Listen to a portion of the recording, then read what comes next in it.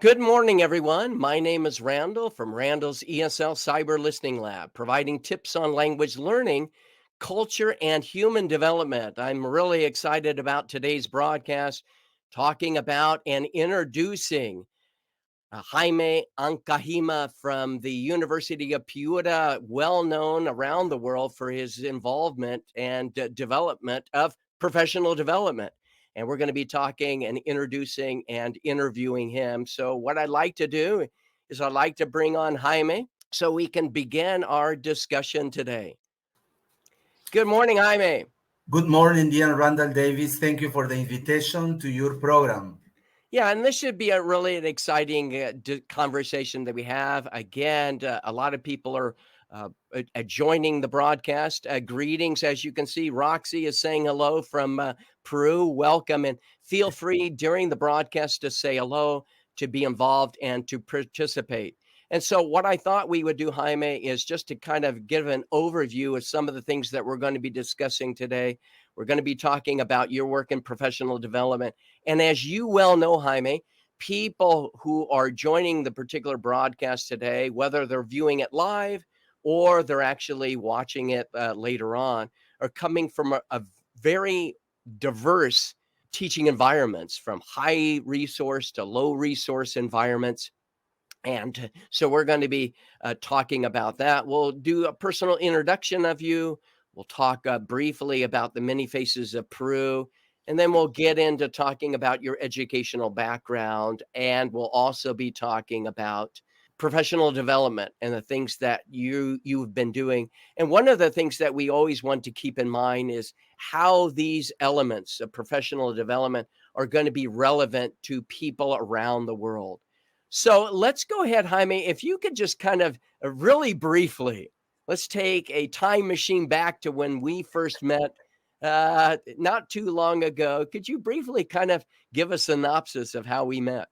Well, dear Randall, I was struggling about how to use this new platform for Bolivia English Teachers Association International Virtual Convention, and I did know anything. I didn't know anything about how to use it, and I remembered you, but I didn't know it was you, the great Randall Davis, and you helped me how to handle this platform. And then we met, and then I said, "Oh, you are Randall Davis, the very famous creator of the listening lab." And then we started talking and interchanging information and talking about professional education, and that's it. Here we are. Here we are. And so let's go ahead. As I mentioned, people are joining the broadcast from around the world and often unaware of a little bit of the work you've done. But also, what I want to talk about is you joined one of the broadcasts 2 years ago where we were talking about the highs and lows of 2021. We're still at that particular time dealing with the pandemic.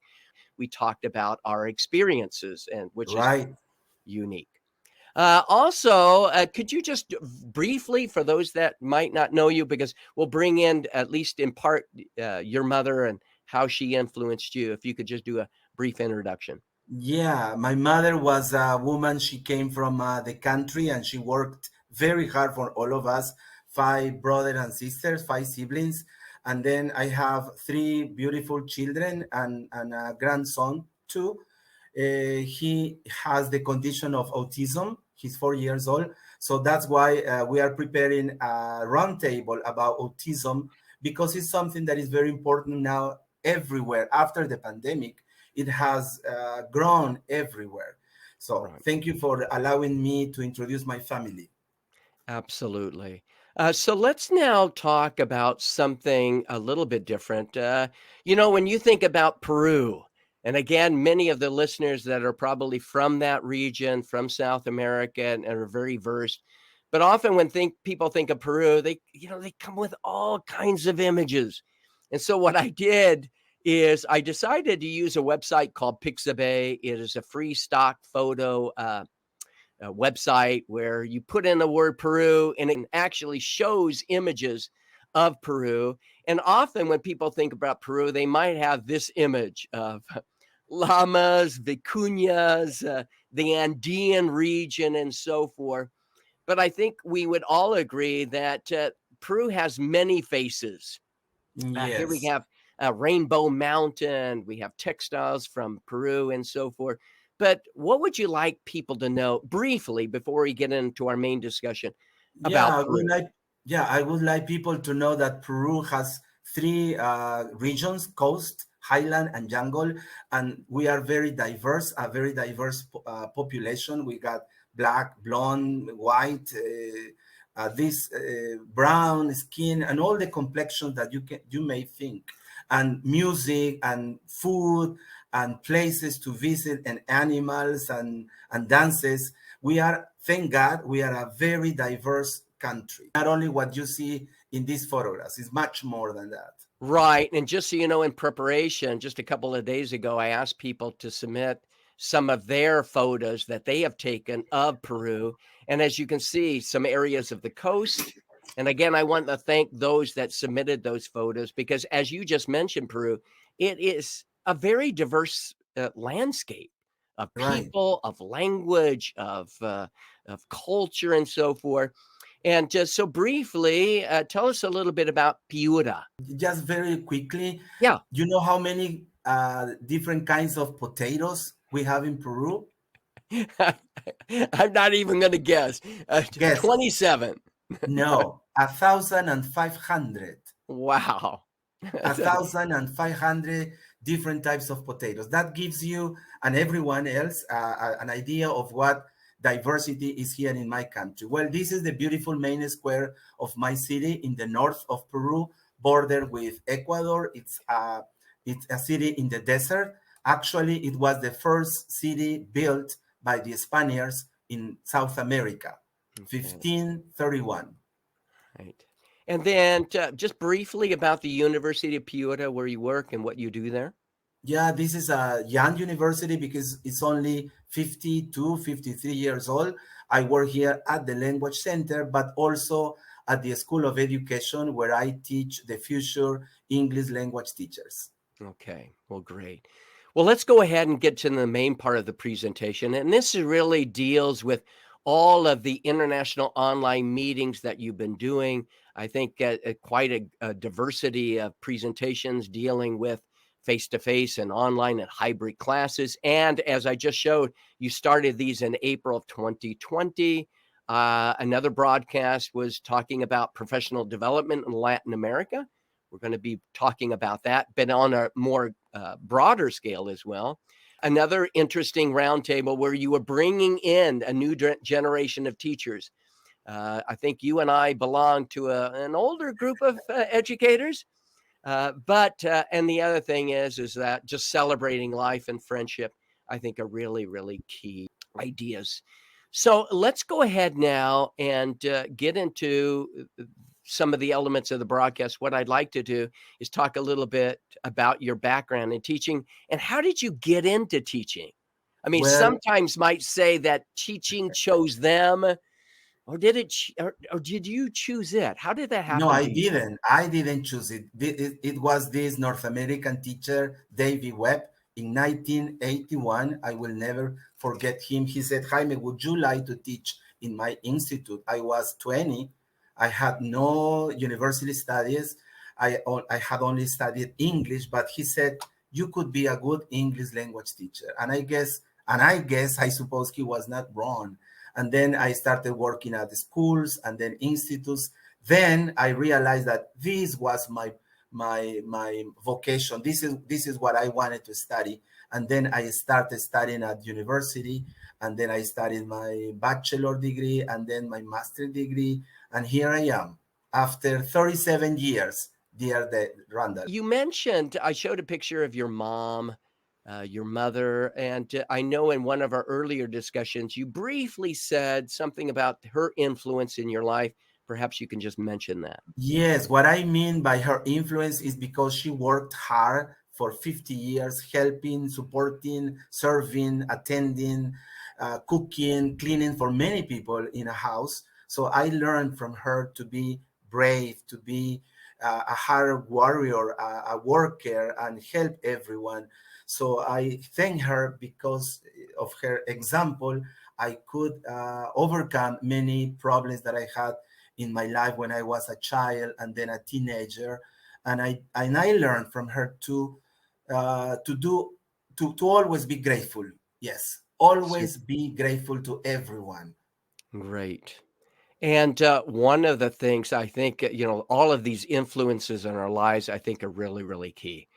So let's go ahead and lead now into the main part of the broadcast. And as you mentioned, you started the international online meetings starting in 2020. And as you know, Jaime, because this is a broadcast live, we're certainly encouraging any of those that are watching. Again, as I just showed some of the people that are saying hello, Maya, Eugenia is saying hello from Buenos Aires, and then Roxy. And during the broadcast, feel free to ask any comments that you have or questions so that we can integrate those into the presentation.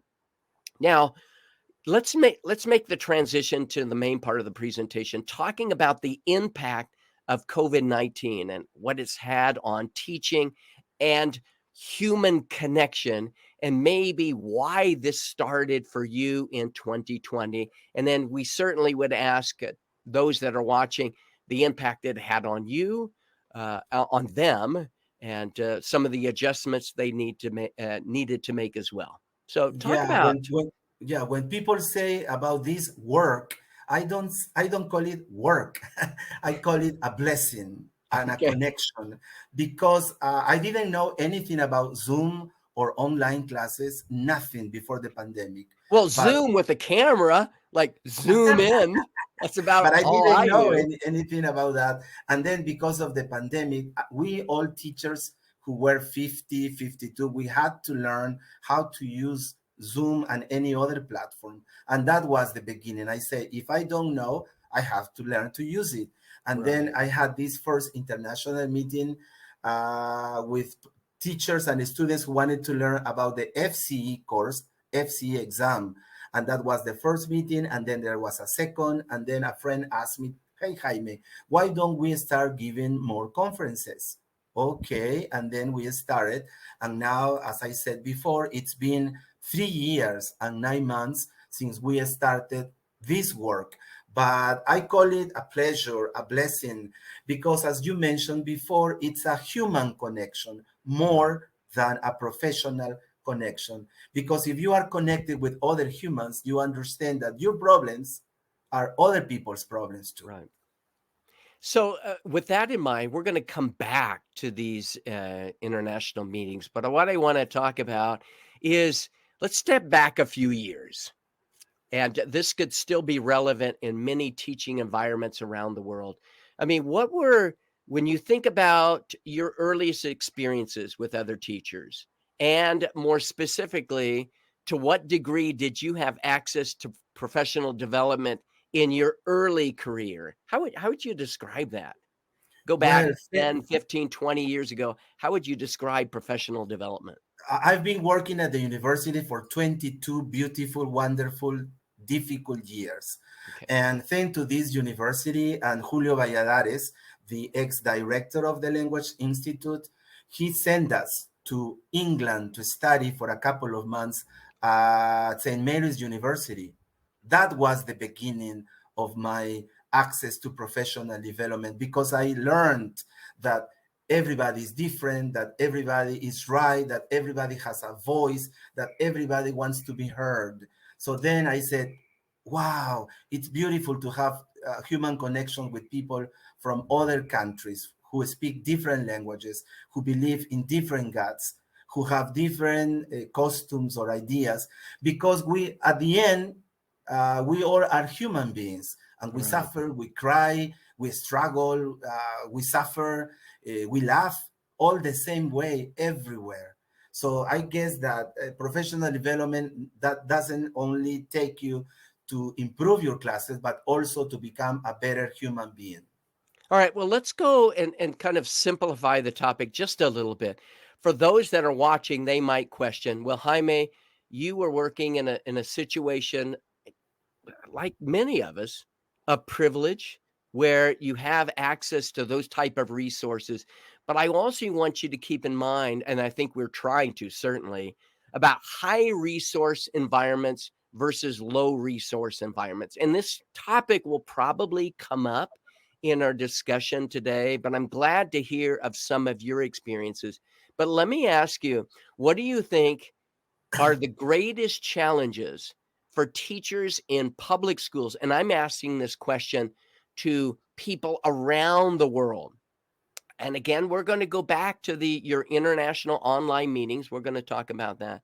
But specifically for teachers that are working in low resource environments, somewhere in Peru, a public school, what would that look like? What kind of professional development are they receiving? And what are some of the challenges that face these teachers? What would I some I of those guess, be?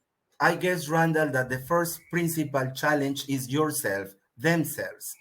I guess that you need to really love your profession. It doesn't matter where you work, where you come from. For example, I don't know about you, Randall, and many people here who are listening to us, but I studied primary and secondary school at the public school. There were strikes, teachers' strikes for 3 years in my third, fourth, and fifth year of secondary. So I Right. almost learned nothing. So I had to study after finishing high school. So again, it's not the system, but it's you yourself. If you decide to become a teacher and work in a public school, you know that you will have low resource environments. I didn't choose to work at the university where I work. Thank God somebody called me and they say, you want to work here. So I guess some psychologists say that you have to be prepared. So the destiny will call you. So the opportunity will call you, but you need to be prepared. And I guess that is what we all have to do, to be prepared, to study, not because of certificate, not because of a degree, but because you want to do a good job, because you want to be an example maybe for your students or people who are following you or listening to you. Again, I always say this to everyone. It doesn't matter if you have a master, a PhD, if you have written books, but if you don't love what you do, if you just do it because of fame, because of money, it won't work. So everything is here, Randall, here. It So doesn't matter where you work. I agree that a lot of there has to be intrinsic motivation Yeah. to want to develop and so forth. But if we're looking at really low resource environments and somewhere off in whatever region it might be in Peru or Nepal or Mongolia and so forth, and teachers are saying, or the school is saying, you need to be involved in professional development. What are some of the reasons why professional development maybe fails? And we're then going to talk about a little bit later of some of the activities that you're doing that really make it more applicable and available to other people. But just when you think about in general, being involved in teaching for many, many years, why does, professional development initiatives in general sometimes not meet expectation? That's the question that Steve Hirschhorn, my ex-tutor from the University in St. Mary's, London, always asks himself. He has a group of educators and teachers, and he gets angry when he creates a webinar and an international meeting, whatever, and nobody goes, or very few people go. I guess that the reason is, number one, people need or want a certificate. Number two, they say, but I already working and my salary is not good. So I guess, again, the problem is here, dear Randall. I've been doing this. You've been doing this work for 25 years, 30 years, not because of money, not because of your salary, but because you love it. And it doesn't, and you work at the university where you work not because you want, it's because they want you. They need you. So again, we need to work on ourselves, on our professional development, not because they are going to increase our salary, not because we are going to get a better position, but because we are going to be better people. Yeah. And then, of course, better professionals. So again, dear Randall, I guess that we need to work our intrinsic motivation. I do it because I like it, because I love it. Then I will see what I can do. Right. And interesting, Roxy brings in the idea about sometimes because of our obstacles that we face, we become more creative and innovative. I think this is during the pandemic, there was a period of destructive innovation where we were forced. It's kind of like you were mentioning earlier, the idea of trying to figure things out right at the beginning of the pandemic with whether it be how to use a webcam or a microphone or how to use Teams or anything like that, I think is really important. You know what, Randall, just very briefly, the Peruvian government has sent more than 400 Peruvian public school teachers to study in Arizona. I haven't seen any of them doing a workshop or a presentation for the other teachers who haven't been able to travel. Hmm. So, unfortunately, we human beings are difficult people to be understood. If we receive, we should give back. If we have, we should share it without any desire of getting or obtaining something. Yeah, and again, it's interesting that people are recognizing some of the contributions that you've made and to the profession and so forth. Let's now then talk about in more detail about your online meetings. You mentioned that you got those started in April 2020, and kind of lead us through that process, the highs and the lows, how that you attracted interest in the broadcast and the collateral impact that people taking and participating benefited them in their local institutions or in their professional lives in general. I guess the principal key or motivation for people to attend and listen and watch this is that we show ourselves vulnerable and they feel that this is a safe place. As I mentioned before, dear Randall, I have had as guest speakers the president of the International TESOL, the current president of International TESOL, book writers, deans of universities, etc. Very professional people, and they feel here safe. And you may cry. We have cried in some of our presentations, listening to other people. We have shared very humanistic feelings about our work. And we have understood, I guess, that the pandemic has given us many tools to work. But the most important is human connection, is to So feel that Randall, you in the United States, that Rana, Bilal in the USA, Roxy in Peru, we all suffer, we all laugh, we all have the same problems, not only in education, but also in our personal lives. And that's the key, I guess, of this success in our international meetings. So, with that in mind, could you just kind of take us through maybe what this presentation looks like, how you go about selecting a speaker, the interaction, and so forth, so that people will be interested in participating either as a speaker or just as an attendee? Well, most people, dear Randall, they ask me, Jaime, I would like to present. And I say, oh, yes, of course. But sometimes I have to say no, but we have no more time, no more spaces.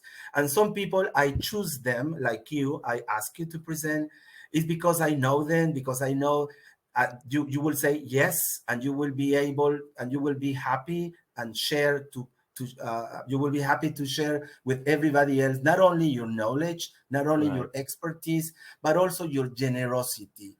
Because sharing your time is the most generous thing you can do for another human being. Listen to him, talk to him. And that's one of the things I've really enjoyed about some of the broadcasts is that you have people and they can all show up and they Yeah. actually can be seen and they could be heard, which I think is really important. Could you talk just briefly about a couple of the episodes? This one was on new generation of English language teachers. Whether it's this one or another one, what This were some of one. the things? Yeah. Yeah, because I remember these young teachers, 20, 22, 24, Wait, from wait, wait, different. wait, wait. What do you mean young? Don't we qualify? We are also young, but they are young physically, not mentally. I usually tell my students that they could be chronologically speaking 20, 22, but mentally or psychologically, they are dead. They feel like 50, like 60. But you and me and many other teachers here feel young. Well, talking about this Yeah. roundtable, we had a new generation of teachers because they are, as I said, chronologically speaking, Mhm. 20, 21, 22 from Argentina, Mexico, Peru, Bolivia, Ecuador. And they were talking, they were telling us the beautiful things, their expectations, their desires, their struggles, their problems. And it's beautiful always to give a look back in time and listen to other generations because they represent us. They will take our positions in the future. And the one I think is really neat about, I think very fortunate, is you provided them a forum to become vulnerable, to acknowledge not only the challenges but also their growth. Uh, and I think that I think is really key to giving them a voice. It's kind of Yeah. like Jaime, you asked me a few minutes ago, how long have you been teaching? And sometimes and mainly that is when I look at when I stepped into the language classroom first as a Spanish teacher, but then as an English teacher back in 1987. The thing, though, even though that's been about 30 plus years, is that I think the greatest growth of my teaching has been over the last several, because I think there's a constant evolution. And I think you and providing a forum where people can meet and talk, I think is really, really key. What about this one? Encouraging professional development in Latin America. I know that you've been talking about that as well. Yeah, again, dear Randall and everyone who is listening and watching us in your Facebook account. Here we had presidents of ASOCOPI in Colombia, FAPI in Argentina, Soledad Calle Beta in Bolivia, Equatisol in Ecuador, Celia Sanchez in Mexico, and Arturo Phil in Peru. They were talking about the different problems their associations have, the expectations they have, the plans and things they would like to do in the future, but they all have the same problem. The Right. members of the associations want them to work for them, Oh, but it's wow. not that. Well, we expect. What are you going to do for me? No, it's like I like what TESOL International does. They recruit people. Anybody who wants to help, welcome. Anybody who needs a scholarship, okay, apply for it. So maybe that is what the associations need, money. So, but these times talk about money, it's a problem because there is not enough. There are other priorities. So I guess, again, these meetings give them or give us the chance of listening to other people and learning that they have the same problems, again, because we are human beings. And one of the things, and again, we would encourage any of you that are watching the broadcast today to feel free to share your comments on how these type of international meetings have influenced and impacted you. And Roxy says the following. She says, that's very true. I've been to many of those community meetings and the environment is amicable. Everyone has the right to express their own ideas. Roxy, I think that's an excellent point. And everyone has something to take home and share. That's awesome, and I agree. And I Yes. think what you're mentioning, Roxy, and I think what you're trying to do, Jaime, is out of any broadcast, there is a small nugget. If there can be some small nugget of idea, of truth, of something that you can walk away with, I think is really, really key. And something else, dear Randall, is that, as I said before, we have had presidents of associations, deans of schools and universities, book writers, and everybody sits there and talks there and listens to everyone. Nobody has said so far, no, you're wrong. No, I disagree. Because we are humans and we listen to everyone. And that is something that we are learning. We have two ears because we should listen more than speaking. Right. I think there's a reason, as you just mentioned, why we have two ears and one mouth. So true. Thank God.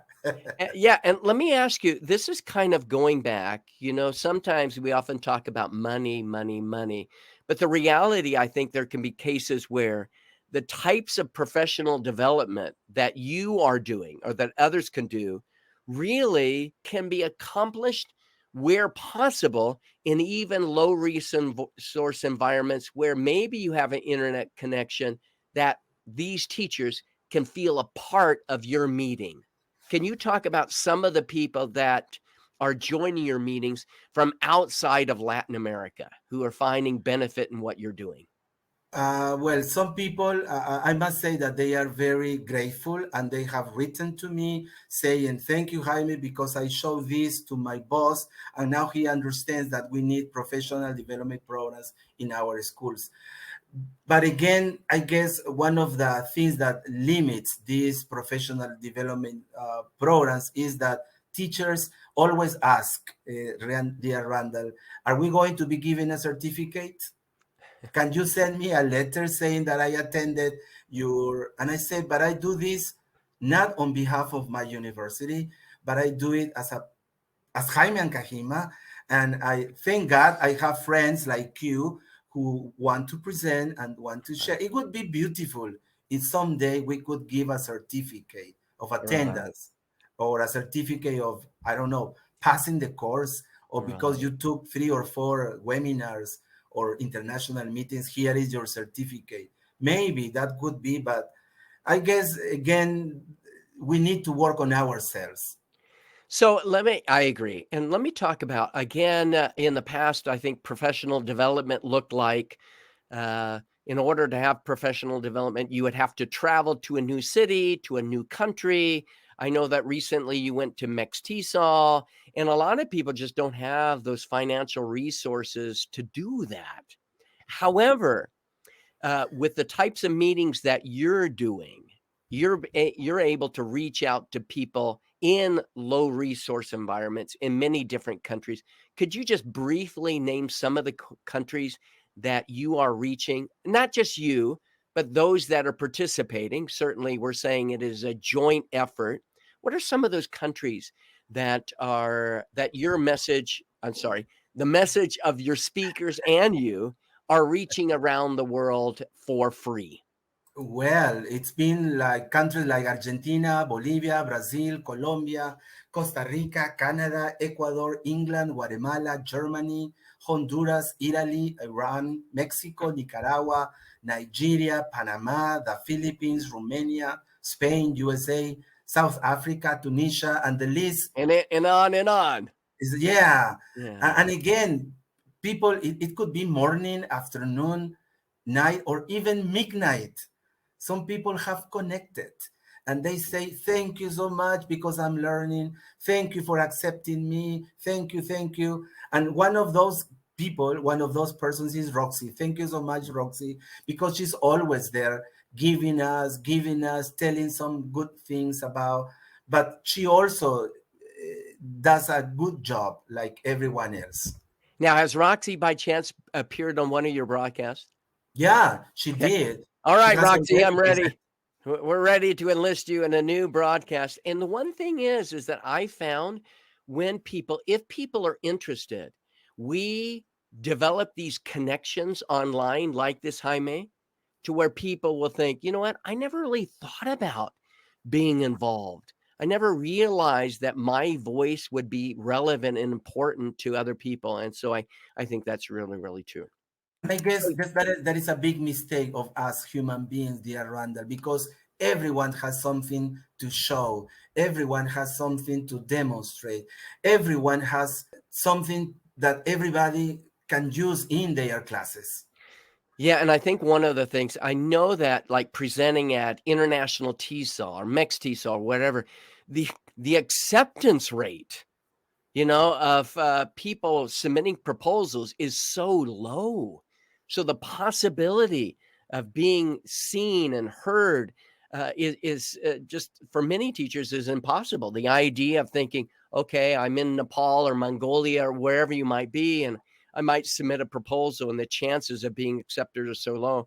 I think what you're doing, and I think what many people are doing around the world is, as we've said several times, is giving voice to Yeah, many people around there. Yeah, yeah. sounds all right, Roxy. We look forward to working with you more. Let's now go. There were a few questions that came up in my preparation. These were questions that people submitted beforehand. Again, feel free to submit any comments that you might have right now in the chat. Yeah, and let me thank Roxy, Tenorio, Katia Mónica Murguía, Thinking Experiences from Colombia, Graciela Silva, Ana María, Maya, Eugenia de Loza, Zulema Mamani, Larissa Rico from Colombia, and many people who are listening to us. Thank you for being there. Yeah, and those that will watch this later on. Yes. Certainly. A couple of thoughts that go on. Let me, before I show that, again, you mentioned that this particular year you're doing your broadcasts about once a month. Is that correct? Yeah, once a month. Okay. Okay. And they can find more information on your broadcast at your Facebook profile. Be sure that after the broadcast, if you could leave that profile information, if people don't know where to look, in the comments in the Facebook post on this broadcast, that will help people find that as well. A couple of things, questions that came out talking about what final advice can you give educators to form their own communities or workshops? So they might say, well, you know what, I'm not ready to do what Jaime is doing. And again, you and I would agree, if people come up with their own forum and broadcast and system, I would rather slowly become irrelevant in many ways, allow people to share voice. But what would be some just general advice? I don't, I'm working in a local school district and I need maybe a couple of ideas on what I can do to develop a workshop. What are one or two pieces of advice beyond motivating yourself that where they could start? Number one, I would say be yourself. Okay. So the Jaime who is talking to you, and I'm sure about this, the Randall who is talking to me is the same with his family, is the same at work. So number one, be yourself. Not pretend, do not pretend that you are I don't know, but you are, that's.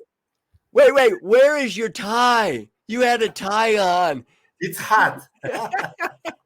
So you're talking about authenticity, right? Yes. I knew you were going to, I was giving you the words the clues to say the word. Yes. Authenticity. Be yourself. Do not pretend to be who you are not. Yeah. We need to be good person before being a good professional. I Yeah, and always mention this. I think that's absolutely true. And I think even in a broadcast like this, where we're, having light banter of sharing ideas and so forth, there actually was a question that asked, but it was more of a private nature to you. So I'm not going to ask you that question, but I'm going to. The question was, what's going to happen with Peru in the 2026 World Cup? Will they make it in? We won't. We won't make it. Well, those are the probabilities. Okay. Laura asked this question. What is one thing you can do this week to learn something new for your own teaching journey and learning experience? What recommendation might you give to teachers? I guess, for example, in my case, I'm doing my thesis on a master degree, and I need to read a lot, okay? And it takes me a long time to be concentrated and read and understand what they say. So I guess that reading is the best thing to develop not only your vocabulary, your grammar, but also your brain. And the brain is the one that moves us. The heart gives us life, but the one that needs a lot of exercise is our brain. So read. I would advise people to read as much as they can. If they have a problem, they don't understand something, read. If they have a problem with their girlfriend, boyfriend, husband, whoever, read. There is always somebody who has experienced that, and he or she will give you a good advice. Good point. And I think one of the things that you've done with your broadcast are all of them have been recorded. So people could go back. If you don't catch it live like this, you can always go back and watch all of the broadcasts. Again, in the Facebook post, please let us know where we can find some of those videos for people to go back and Yeah, listen. they are in YouTube and they are under the name of Jaime Ancajima, teacher trainer. By the way, I use that name, Jaime Ancajima, because that's my name, and teacher trainer because at the language center where I work, besides our classes, we all have to do an administrative work. And my job is I am in charge of the teacher training unit coordination. It's a long name, teacher training unit coordination. So I'm the teacher trainer, not Right. because I studied for that. Well, I did, but because that's the name I work with. So I do not pretend to be the teacher trainer, Okay. but it has helped me to work Great. and to present some workshops and plenaries in different parts of South America and in Spain too. Great. Let's go ahead. Let me ask you another question, and then we'll go and kind of wrap up our broadcast today by talking about some of your upcoming meetings. I think people would find those interesting. Edison said, "Would you like to be taught by you?" So whether it's now you, 20 years ago you, uh, first year you, any thought about that? Well, I always ask that question in my conferences, and the teachers say, no, I Yeah. wouldn't like to be taught by myself. And I ask them why. And they say, because I am boring, because I am not energetic, because I'm not creative. And you see, again, the problem is here, dear Randall. And Yeah. now, answering Edison's question from Ecuador, my good friend Edison, I guess I wouldn't like to be taught by myself because I know myself. So if I see myself teaching me, I would know what he is going to teach me, and there wouldn't be any oops surprise. So I guess we always need a challenged teacher, Yeah. somebody more strict, somebody different from you, so you learn a new way of teaching, and you can Yeah. improve your methodologies and your teaching practice, of course. And I think one of the things that you've probably discovered, many teachers in professional development, reflecting on yourself, is I think over time, I've tried to become more mindful of in the moment of whether my lesson is imploding or if I'm having problems. Sometimes I start to feel, you know what, in 20 seconds, if I don't change something, things are going to go in a different direction I don't want to. And so I think the ability to self reflect is something that I think both of us try to do. Yeah, and we Great, are not great. aware, dear Randall, we are not aware that many people knows us in the 5 continents. But I didn't look for this, and I'm sure you didn't either. But it just happens. 4 or 5 years ago, we didn't know that we were going to be online, that we people were going to be listening to us or watching us, criticizing. It's okay, telling us that we are doing a good job. It's okay. But the good thing is that we have the same.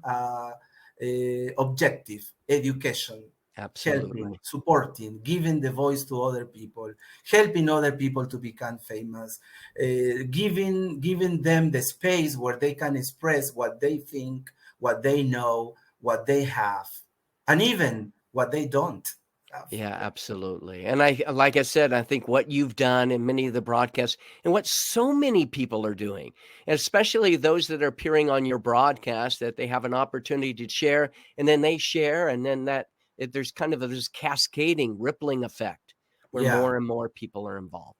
yeah. Great. So as we wrap up our broadcast today, talk about some of the things that you're going to be doing this year in terms of your online broadcasts and any other professional development that's going on. Say that again. I was reading Maya's question while Okay. Yeah, Maya, very just interesting question. who and what kind of teacher is your role model to be a better teacher yourself? There you are. There is that Uh, question. I guess Thank you, again, Maya. we need to be human beings. Remember that we are human beings. And if I don't like you, Randall, but you are a good professional, I should take the good things from you and use them in my teaching practice. So, what I'm saying is that everybody has something good that we can use. The only problem is we don't need to be, we shouldn't be envious. We Right. shouldn't be, I don't know, close to listening and learning even from our enemies or people we don't like, because everybody has something good. Everyone. All right. And I think there's a shift in a lot of things that we do, and I see this echoed in your presentations, a shift to soft skills training of Yeah. compassion, authenticity, collaboration, which I think are really key. So thank you. I think that was a great question, Maya. So let's talk. And again, we still have a couple more minutes, but if anyone else has any questions, but kind of give us an overview of some of the broadcasts that are coming up that you're doing this year and just professional development in general. Well, as I said, in 2 weeks, we will have a roundtable about talking about autism with love. And then we have already people from Canada, Argentina, Russia, Peru, Mexico, the USA. Yourself, you will be presenting Argentina, Guatemala. We have 11 professionals who have already given me the titles of their presentations, their biodata, their abstracts, which gives you an idea of how engaged people are in trying to help other people, in Right. trying to support other people, in trying to give ideas about education. And that's the beautiful thing. I guess education is one of the most, or is the most beautiful career in the world, because we do not work with machines. We do not work with artificial intelligence. We use it, but we don't work with it. We work with young, the minds of the young people, of the kindergarten students, of secondary, high school students, and also university students. Yeah. And I think teaching is the groundwork to all professions Yes. and learning and so forth. Any other professional development activities that you're going to be involved in this year? Well, I hope I can go to Mextisol this year again in October and see you, Maya, and other great people over there to learn from them. And also, we don't know if we are going to have our face-to-face international conference in July Mhm. yet, but if we do not, Lima will have it, and we will invite you, Randall Davis, to go over there to come down to Peru in July. So be ready, All pack right. your suitcase. And one of the And things, there's a nice thing about doing online events, but you mentioned Mextisol. I've been there a number of times, and the vibe. I yes, remember one year going down there with salsa dancing, and they had one of these, you know, after conference activities and so forth. So certainly online is a way of people from around the world to meet, but where possible, when you actually see people face to face, it is a different experience as well. and you can get photographs with your favorite book writer, like I did. I had the chance of talking to uh, Jeremy Harmer, so humble, so simple. He hugged me and he said, "Oh, you use my books. Thank you very much." I said, "Wow, can we have a photo?" I said, "Of course." And he was wearing tennis shoes, jeans, a t-shirt, casual, very casually. And that's what I love about that. Before being wonderful professionals, Right. they are wonderful human beings. And I think there will probably continue to be opportunities where you have both online events, but in face to face where possible. And so, as we were talking about today, again, Jaime, thank you so much for being part of the conversation, of introducing yourself, of sharing your work. And again, I think what we were trying to emphasize is that, yes, we need to seek out and build intrinsic motivation of being involved and developing our skills, but people like you and so many others who are creating online communities that provide people access even in remote areas where they may not have a- an opportunity for people to hear of their concerns, their struggles, is I think what you're trying to do. And I think people have greatly appreciated your efforts. So I want to thank you very much for doing so much. I want to thank you, dear Randall Davis, for this wonderful opportunity. And I want to tell everyone that we are not the teachers, we are not the professional, we are just instruments, we are just tools to help everyone, even to help ourselves. So thank you once again, dear Randall. Thanks everyone who has been listening to us. And I hope that more people can watch this and reflect on their work. And if they have something to tell us, please write to us, and we will be more than happy to answer your questions or comments. All right. Well, thank you very much. Signing off for today. Again, keep an eye on Jaime's work, and we look forward to hearing more from you in the future, Jaime. Thank you very much. Thank you, dear Randall, and everyone else. All right. It's been a great opportunity and chatting and sharing together. All right. Until the next. Thank you very much and have a wonderful day.